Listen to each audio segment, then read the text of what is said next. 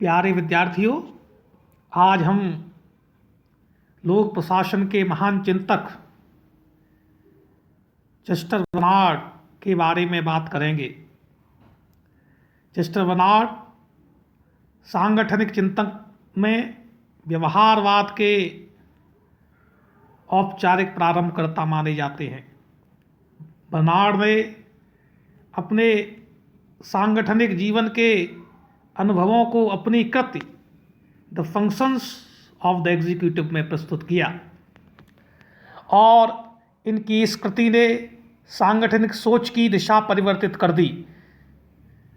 Bernard ने अपना अनुभव में पाया कि शास्त्रीय सिद्धांत संगठन में इच्छित परिणाम नहीं देते, बल्कि कई प्रकार के तनावों को जन्म देते हैं।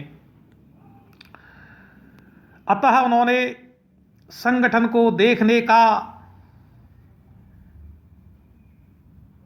एक नया तरीका विकसित किया, जो व्यवहारवाद के रूप में पल्लवित हुआ।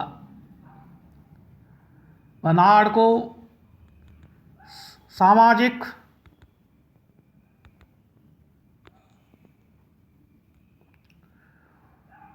व्यवस्था उपागम का आध्यात्मिक पिता कहा जाता है, क्योंकि बर्नार्ड समाज व संगठन में सहसंबंध प्रदर्शित करते हैं। वह संगठन की उत्पत्ति के मूल कारण को भी समाज में निहित मानते हैं। उल्लेखनीय है कि सामाजिक व्यवस्था उपागम में के पिता विल्फ्रेडो पेरेटो हैं, जिन्होंने पहली बार व्यक्ति द्वारा एकल ढंग से लक्ष्य प्राप्ति को अत्यधिक कठिन माना था। बर्नार्ड संगठन को एक सहकारी व्यवस्था के रूप में मानते हैं। बर्नार्ड शास्त्रीय विचारकों द्वारा दी गई संगठन की अवधारणा को अस्वीकार करते हैं। शास्त्रीय चिंतक संगठन को एक तकनीकी व्यवस्था मानते हैं, जबकि बर्नार्ड संगठन को एक सहकारी व्यवस्था मानते हैं। बर्नार्ड संगठन के संदर्भ में दो प्रश्नों का विश्लेषण करते हैं: संगठन क्यों बनते हैं, संगठन कैसे बनते हैं। बर्नार्ड के अनुसार संगठन मूलतः व्यक्ति मात्र की जैविक, शारीरिक व अन्य सीमाओं के कारण बनते हैं, क्योंकि व्यक्ति मात्र की सीमाएं उसे बड़े लक्ष्य प्राप्त करने से रोकती हैं और इन सीमाओं से पार जाने के लिए व्यक्ति अन्यों से सहयोग करता है और इस प्रकार से एक सहयोगी व्यवस्था के रूप में संगठन का जन्म होता है। लेकिन बर्नार्ड रेखांकित करते हैं कि संगठन केवल तभी बन सकते हैं जब व्यक्ति परस्पर संचार करने में सक्षम हो और उनका साझा उद्देश्य हो और साझे उद्देश्य के लिए उनमें सहयोग की चाहत भी हो। बर्नार्ड के अनुसार यदि इन तीनों में से कोई एक भी तत्व अनुपस्थित होता है तो इससे संगठन के बनने में समस्या आ सकती है। इस प्रकार बर्नार्ड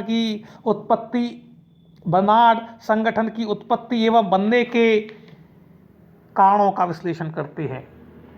औपचारिक और अनौपचारिक संगठनों के बारे में बर्नार्ड का विचार है कि संगठन का एक सहकारी व्यवस्था के रूप में बर्नार्ड एक गहन विश्लेषण करते हैं, जिनका जन्म व्यक्ति के सहयोग के कारण होता है।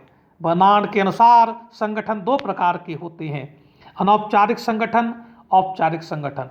अनौपचारिक संगठनों को बर्नार्ड प्राकृतिक व्यवस्थाएं मानता है, क्योंकि अनौपचारिक समूह कभी भी, कहीं भी, किसी भी समय जन्म ले सकते हैं तथा नियमों व प्रक्रियाओं से मुक्त होते हैं तथा भावनात्मक निकटता का परिणाम होते हैं।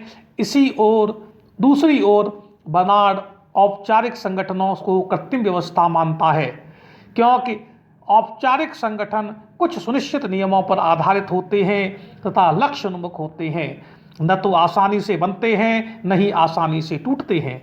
बर्नार्ड के अनुसार अनौपचारिक व औपचारिक समूह एक ही सिक्के के दो पहलू हैं, क्योंकि अनौपचारिक संगठन कई बार औपचारिक समूहों को जन्म देते हैं।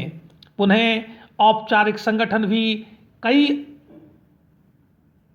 अनौपचारिक संगठनों को जन्म देते हैं और कई बार एक के अंत से दूसरे का अंत भी हो सकता है। उल्लेखनीय है